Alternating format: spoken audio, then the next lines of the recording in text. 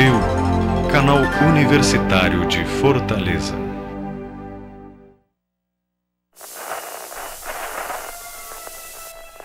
Houston, you've got to see this.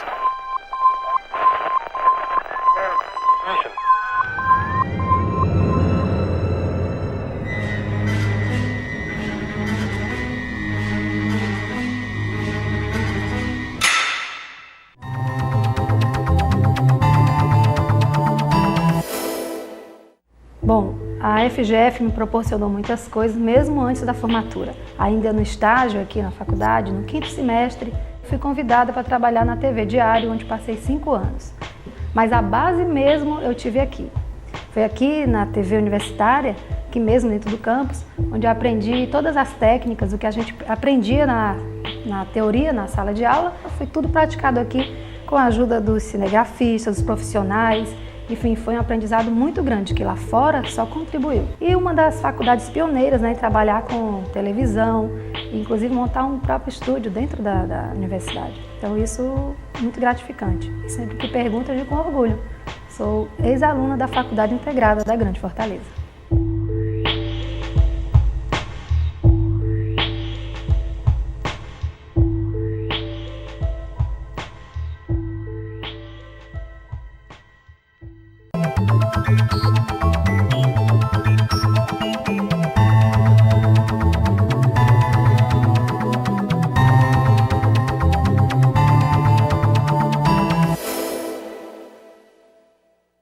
Olá! No programa Destaque dessa semana, nós convidamos o professor Gutenberg de Souza.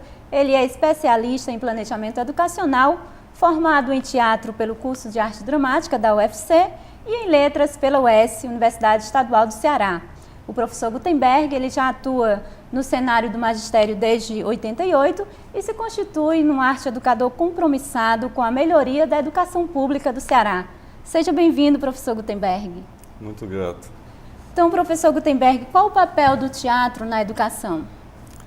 O papel do teatro na educação consiste em oferecer a oportunidade da pessoa, enquanto aluno e ser humano, de uma forma geral, desenvolver suas múltiplas possibilidades, seja no campo cognitivo, seja no campo emocional, físico, intelectual e relacional. Professor Gutenberg, em que escola o senhor trabalha e em que consiste esse projeto que o senhor vem desenvolvendo para levar o teatro para o dia a dia de uma instituição pública? Bem, Luciana, eu trabalho no SERI Professora Maria José Santos Ferreira Gomes. Um nome grande, né? Bastante. Mas grande tanto quanto a sua atuação, porque SERI significa Centro Educacional de Referência. Então, de fato, é uma escola que exerce um diferencial na rede pública estadual, pois tem teatro, dança, música, computação. São atividades que funcionam enquanto oficinas ou cursos e que oferecem, não só elas, como muitas outras, a toda a comunidade escolar, ou seja, alunos e circunjacências, a possibilidade de desenvolver oportunidades do seu talento, né? Não só voltado para a questão pedagógica, mas também a questão artística, como eu já mencionei, e outras mais.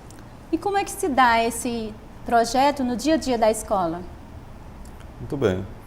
Esse projeto, na verdade, ele nasceu em 94, em agosto de 94, quando eu entrei no Estado, e a então secretária de Educação, Guaraciara Rodrigues, junto com a Ana Edith Studart e a professora Isabel Magalhães, me propuseram que eu lançasse um projeto de teatro na educação, uma vez que eu estava me formando no curso de arte dramática, né, da UFC, e tinha várias habilidades e aptidões, pois eu sou concursado como um professor de comunicação e expressão, que tem tudo a ver com teatro e está na área de linguagens e códigos, né?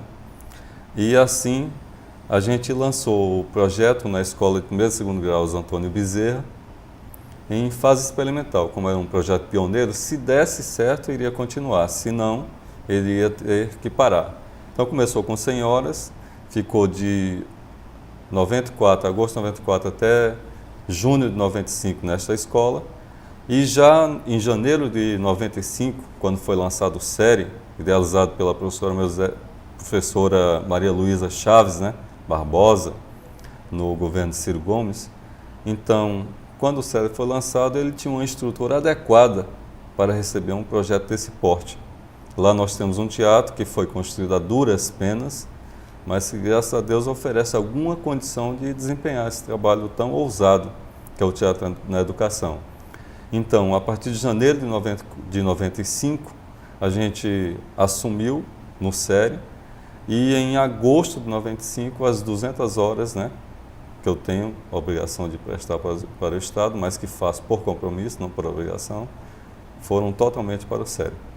Então, professor, a gente sabe que o teatro ele acaba por desenvolver uma comunicação, uma desinibição no aluno e na pessoa que pratica. Então, eu pergunto quais as diferenças entre um aluno que pratica teatro e um que não pratica? Na verdade, a diferença ela é assim muito grande, ela acontece a olhos vistos, porque, sem dúvida alguma, a capacidade de comunicação e expressão de uma pessoa que pratica teatro é altamente desenvolvida. É como se você colocasse um pingo assim, numa folha, entendeu? E em torno desse pingo, você não conseguisse notar todas as cores que podem haver nessa mesma folha. Na verdade, quando você faz teatro, você consegue preencher todo o contexto da folha e chamar a atenção de quem está passando, entendeu? De uma forma definitiva, de uma forma decisiva. E já o pingo na folha poderia chamar a atenção de um olhar mais atento, mas é justamente a pessoa introspecta, a pessoa inibida, o aluno que não consegue expressar suas emoções, seus pensamentos, né? E as suas verdadeiras vontades. Já a pessoa de teatro, com certeza, ela toma a frente logo, sabe, das atividades mais expressivas e exerce uma liderança na turma. Então, nesse sentido, quais são os benefícios que o teatro ele acaba trazendo para o aluno que pratica em sua vida escolar? Olha, a capacidade de assimilação e reflexão do aluno, ela aumenta assim, sabe, de uma forma extraordinária, literalmente extraordinária. Porque, na verdade, você fica muito mais, sabe, experimentado, exercita demais a questão da introspecção pela necessidade de interpretação do texto, que é uma diferença entre interpretar e representar. A gente entende a interpretação como um entendimento, que ele é anterior à representação, que já envolve todo um contexto, né, um conjunto de concepção cênica, sabe, de proposta de montagem, de perfil de personagem, que você vai juntar todo esse entendimento com a forma, que o teatro no fundo é o como se passa a mensagem, e depois é que você vai mostrar a representação. Então o aluno, para chegar a todas essas etapas de desenvolvimento no trabalho de teatro, ele passa por toda uma introspecção, porque ele acaba bebendo dentro de si mesmo a água necessária para que ele consiga jorrar na fonte cultural que é o teatro. E assim, então, ele consegue ter mais expressividade e um poder de observação imenso. Então, a pessoa de teatro ela tem uma percepção muito aguçada. Então, pelo que o senhor falou, o teatro está inserido nessa escola dentro do contexto pedagógico. Como é que as pessoas têm acesso ao teatro nessa escola? Bem, na verdade, eu sou extremamente democrático e pratico a liberdade. Eu acho que todas as pessoas, independente da origem, elas têm direito de raça, de credo, têm direito a praticar uma educação pública. Então, quem quiser fazer teatro indiscriminadamente, que tenha verdadeira vontade dentro da comunidade escolar de participar, como o SERI é um polo cultural, então um centro de referência que abrange todas essas inter-relações e deve ser um produtor e gerador de cultura, então quem quer fazer teatro faz. Agora, existem muitas formas de exercer essa atividade dentro da escola. Uma delas é a relação interdisciplinar que a gente estabelece entre as matérias que os professores, né, professam em sala de aula e o nosso trabalho artístico. Então, determinadas temáticas são desenvolvidas e são apresentadas para os alunos, o que gera uma reflexão e uma percepção do assunto bem mais aprofundada, e daí então os professores conseguem maior sucesso em sala de aula. Existe uma relação transdisciplinar também, que vai além dos limites da escola. Ela simplesmente se constitui em peças, não só arte educativas, mas de autores universais que a gente resolve montar. Lógico que existe todo um estudo de contextualização, de aprofundamento, de interrelações, né, entre aquela temática da peça e toda a fase do autor, né, e do assunto que está sendo abordado. E daí então a gente vai participar de festivais, de mostras de teatro, embora eu seja radicalmente contra os festivais. Mas por que, professor?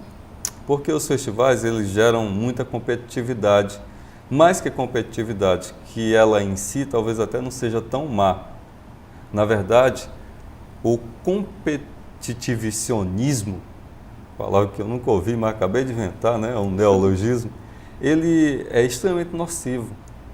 É uma visão, uma ideia de que você tem que tirar vantagem sobre o outro. Acaba no vício enorme que existe no nosso país da lei de Gerson, que cada um, entendeu, tem que se dar bem em cima do outro, a qualquer custo. E eu sou radicalmente contra. E o teatro, na verdade, ele é uma arte coletiva, não é? É uma arte coletiva que exige o máximo de generosidade do ser humano, porque se você pensar bem, nós estamos aqui numa filmagem. Então, o que está sendo feito aqui, eu posso ver depois. Embora efemeramente, o real dessa imagem jamais possa ser visto, que é o que nós estamos vivendo agora. No teatro, como é uma arte instantânea, uma arte que acontece naquele momento ali e nunca mais vai acontecer do mesmo jeito, nem na mesma energia que está se postando naquele momento, então, com certeza não vamos conseguir ver o que nós, artistas, estamos fazendo. E pela essa própria imposição irônica da opção artística, que é o teatro, né, que é o lugar de onde se vê, então a gente faz um gesto de doação, sabe, uma verdadeira obração para que as outras pessoas possam evoluir, enquanto a gente também evolui. Assim como o teatro, eu entendo o magistério, porque na verdade, para mim, ninguém ensina a ninguém. A vida ensina, o homem aprende, porque tudo é vivência, experiência, e o teatro é exatamente a arte de exercitar a vida. Nele nós temos a oportunidade de experienciar várias circunstâncias de vida sem necessariamente ter que sofrer suas consequências. E você imagina o que é isso na relação pessoa, né? Persona, a personalidade e a personagem. Então, nós exercemos as máscaras sociais e conseguimos, então, refletir sobre isso. Um crescimento fantástico, não é? Sem dúvida alguma. Então, dentro desse projeto que o senhor desenvolve, existe um grupo mais avançado de teatro que é chamado Pé no Chão. Esse grupo, em que linha teatral ele atua? Bem, o Grupo Teatro Pé no Chão, ele já existe há cerca de 10 anos, né? 8, 10 anos, e ele passou um tempo assim meio adormecido, e atualmente ele foi sustentado de uma base de outro grupo, que é o Grupo Volúpia, tendo da origem eu, né? E mais outras 2 pessoas do Pé no Chão. E esse Grupo Volúpia também era um grupo avançado que fez trabalhos mais delicados, inclusive um trabalho chamado Amor. Então, o Pé no Chão, na verdade, ele é o grupo mais avançado porque é o grupo que detém a maior maturidade do nosso trabalho. Ele já participou de vários projetos e ele exerce não uma linha específica de teatro, mas é um teatro semi-profissional, digamos assim, um teatro amador, mas numa linha semi-profissional, e que é baseado em teorias como a de Artaud, de Grotowski, no teatro pobre, que não se utiliza de subterfúgios. Na verdade, não precisa tanto de cenário, de maquilagem, de figurino, é a arte do ator, uma arte que, de verdade, ela é centrada na essência do ser humano, entendeu? E você coloca um máximo de expressão, exige o máximo do ator em cena. Temos também uma base, né, voltada para o teatro do Augusto Boal, que faz um paralelo entre a realidade, né, uma arte engajada, e a arte teatral, né, que é tida como uma experiência não vertical, que ela não é feita de cima para baixo. Na verdade, a arte teatral existem várias possibilidades. Tem o teatro de arena, tem o teatro de rua, tem um palco italiano, que poderia ser essa comunicação vertical, mas que não acontece no nosso caso, geralmente. E ele promove exatamente um teatro engajado, em que o ator ele tem como compromisso uma interferência no processo de transformação do ser humano e da própria realidade. Temos também uma base no Lume, da Unicamp, que são seguidores do Luiz Otávio Bornier, no Teatro de Raízes, onde uma frase que o Gerson, né, que é um dos membros do Lume, me colocou, que eu nunca esqueci, é: sempre desconfie do fácil, que atrás do fácil sempre vem o difícil. Então, o ator não se limita, simplesmente ele vai além. E, sem dúvida alguma, temos a influência popular, regionalista ou não, e de tudo isso surgiu uma tendência chamada teatro original. Teatro original seria um teatro que é feito com base nos 4 elementos básicos da natureza, que é o fogo, a água, a terra e o ar, né? A maleabilidade da água, a voracidade do fogo, a paciência geradora da terra e a leveza do ar. Então, em harmonia com o cosmos, a gente consegue toda a movimentação necessária para o ator, certo? Então, eu acho assim que o teatro original, sem dúvida, ele mostra o teatro ligado à própria origem do ser humano. Nessa possibilidade que eu te falei, é um paralelo paradoxal entre a personagem e a personalidade do ser humano. Pois você vê que nós exercemos várias máscaras sociais. E essas máscaras sociais, elas podem muito bem ser vivenciadas no teatro, certo? Enquanto experiência. Mas na nossa vida, dificilmente uma pessoa é quem é de verdade em todos os lugares. Um exemplo, na minha casa, eu posso muito bem ser um filho, né? Aqui eu sou o entrevistado, um professor que está sendo entrevistado, ou um ator, um poeta, né? Que na verdade é a minha essência, ser poeta.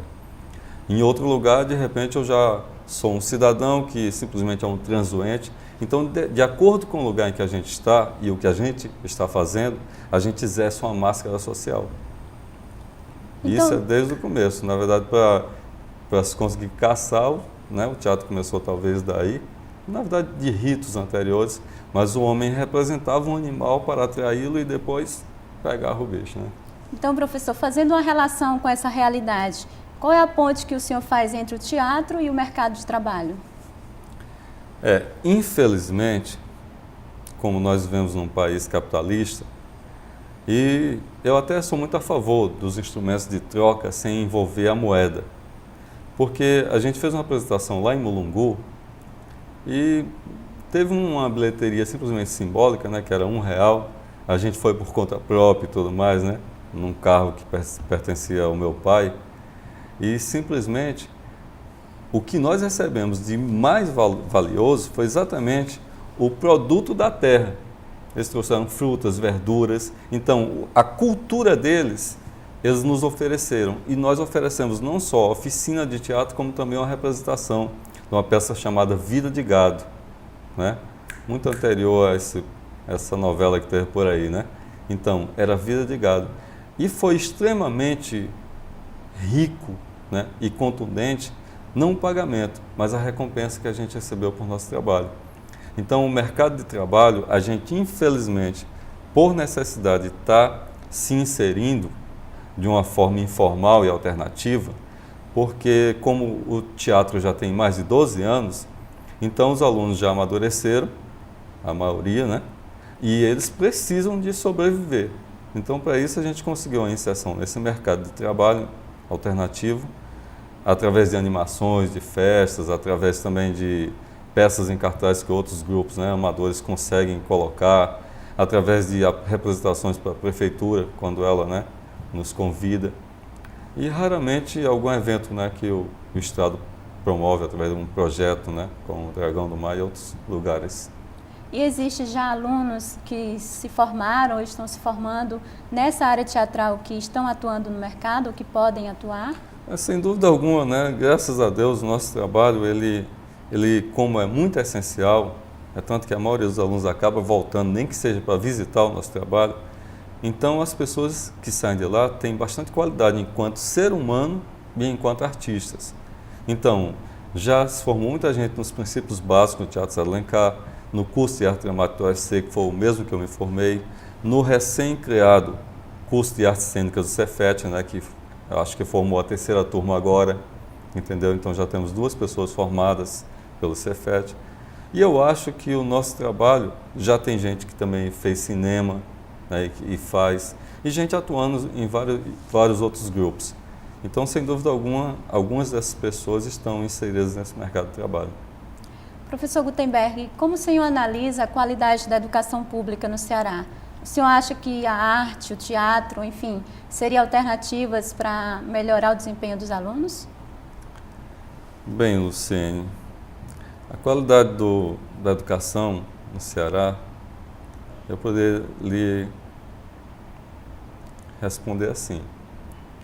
Existem pessoas que de verdade, de fato, assumem seu compromisso e com ou sem condições de trabalho, elas fazem um diferencial. E muitas vezes, sacrificadas, elas conseguem o melhor no exercício da sua profissão. Mas existe também muita gente que não corresponde às expectativas, assim como na medicina e outras, né, funções que existem aí pelo mundo. Na verdade, existem as pessoas vocacionadas e que optam por exercer aquela profissão. E existem as pessoas que não são. No entanto, todo o contexto educacional ele só pode, de fato, evoluir se houver o compromisso de todos os cidadãos, autoridades ou não, com a sua evolução. E envolve uma série de questões. Então, existem alguns destaques de muita qualidade e existem outras escolas que têm muita dificuldade, como a nossa também tem dificuldade, mas tem mais dificuldade que a nossa. Agora, o que eu acho que, na verdade, se todos nós, enquanto sociedade, fizermos a nossa parte, seja na área econômica, social, sabe, na área cultural, na área política, até, por que não dizer, não digo religiosa, mas na área da fé, que eu acredito sim que nós temos um espírito e esse espírito é exatamente o que nos faz crer na vida. Com certeza, nós sairemos desse caos, não só da educação, mas de todos os setores da nossa sociedade. Deixaremos de ter medo e passaremos a acreditar na vida. Professor Gutenberg, recentemente o grupo de teatro Pé no Chão, não é esse grupo mais avançado que o senhor trabalha, ele apresentou uma espécie de peça teatral chamada A Escola da Vida, num Congresso Internacional de Educação promovido pela ANPAI. Eu gostaria que o senhor fizesse alguma abordagem sobre os principais pontos dessa peça. Eu vou concluir a resposta da outra pergunta, né, que eu até peço perdão que eu não concluí. Sem dúvida, a arte é decisiva para qualquer atividade humana. Na verdade, não vou dizer o conceito de arte, mas em que consiste a arte para mim? É um mergulho profundo no ser, seja animado ou inanimado, em que através de uma percepção diferente, pois eu acredito que todos nós deveríamos exercer essa diferença, porque todos nós somos iguais enquanto seres humanos. No entanto, o exercício da vida, ele deve ser completamente diferente, porque senão não estaremos contribuindo com a evolução da humanidade e nem do cosmos. Então a arte é esse mergulhar profundo em algo que você não conhece e a partir dessa coragem de ousar e descobrir o desconhecido é que nós podemos selecionar o que é melhor para cada um de nós e apresentar a nossa forma de pensar, nossa forma de ver, de viver, oferecendo o melhor produto cultural, inclusive a cultura da vida, e transformar o mundo a partir de cada um de nós, a partir da nossa própria transformação. Então a arte é decisiva em qualquer campo de atuação, sobretudo na educação. Agora, com relação à Escola da Vida, é justamente isso. Nós tivemos um convite da professora Maria Luísa para participar desse congresso que tinha como tema a pedagogia da convivência. Então, o que foi que aconteceu? Eu criei uma peça chamada Escola da Vida, que retrata as máscaras sociais. Então, representando cada um dos segmentos da sociedade e colocando a responsabilidade por tudo que acontece no mundo em todas as pessoas que fazem parte dele. Não simplesmente isolando o professor, ou isolando o político, isolando, o capitalista. Não, todos nós somos responsáveis por tudo que acontece no mundo. Então, a visão da Escola da Vida é exatamente uma visão cíclica. É uma visão de que se eu faço algo em função da melhoria do mundo e das pessoas, então esse algo vai voltar para mim em forma benéfica e vai contribuir com a nossa evolução. Se eu faço algo que faz, ou seja, se constitui uma produção do mal, então vai voltar de forma maléfica.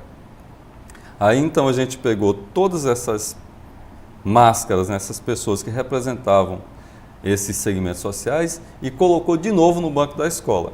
A citar seriam o juiz que virou professor, Então, era a pessoa mais ponderada, tinha um educador, tinha uma professora que até tinha boa vontade, professora de educação pública, mas tinha boa vontade, mas tinha deficiência na sua formação.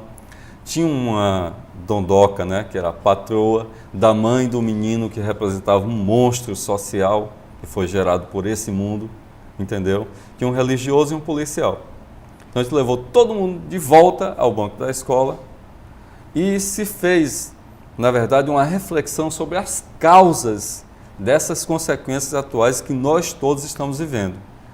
Fazendo uma comparação entre uma comunicação vertical, imposta, que se você impõe agora, é lógico que depois vai lhe ser imposto, inevitavelmente, nessa volta que o mundo te dá, e uma comunicação horizontal, em que de forma reflexiva e democrática, todos participavam em função da cidadania do bem comum. Eu não pensava exclusivamente em mim, mas pensava sim em todos. Então, cada ação no exercício da cidadania era voltada para o bem comum, não só para o bem individual, que é o que prega o capitalismo desenfreado, selvagem. Então, a partir daí, toda a reflexão foi feita, até a Joana, que era a dondoca, falou, professor, por que o senhor não se candidata e tal, Então, não. Sabe, a maior ação política é exatamente o caminho que escolhemos em função do bem coletivo. E assim conseguiremos ficar em harmonia com o cosmos. E o Josias, que era o monstro social, ele acabou tendo uma chance na arte-educação. A mãe deixou de ser acomodada, em vez de estar sendo explorada ou esmolando, ou se submetendo a um marido inconsciente, ela formou uma cooperativa e nessa cooperativa, então, foi uma transformação total na vida. Então, a gente abordou a sociedade de todos os ângulos e cada um fazendo a sua parte faz um diferencial muito grande. Bem, professor, nós chegamos ao fim do programa, a conversa está muito boa. Gostaria que o senhor fizesse as suas considerações finais. Desde já agradeço a sua presença. Bem, quem agradece sou eu. Na verdade, é uma oportunidade ímpar que se tem de dizer um pouco do que se é de verdade, se pensa, se sente, E eu espero que essa conversa ela gere reflexões que possam nos ajudar a evoluir e progredir enquanto seres humanos. E a pessoa humana seja valorizada pela qualidade da humanidade, enquanto ser, não simplesmente pelo que tem ou deixa de ter, porque nós estamos por enquanto. E um dia nós só seremos, ou então nós nos arrependeremos de não ter sido. Então, o programa Destaque de hoje foi com o professor Gutenberg de Souza. Nós voltaremos na próxima semana com mais um convidado em destaque, apresentando então o nosso programa na FGF TV, canal universitário de Fortaleza 14 da NET.